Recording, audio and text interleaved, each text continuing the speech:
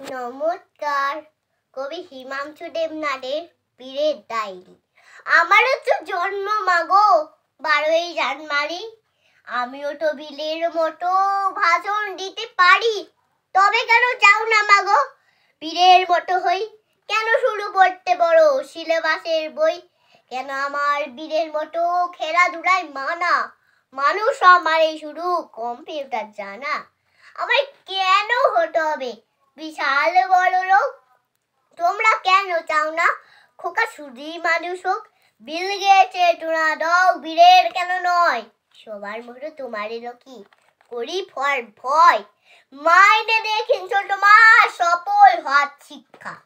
বলতে পারো কোথায় পাবো মানুষ আর দীক্ষা?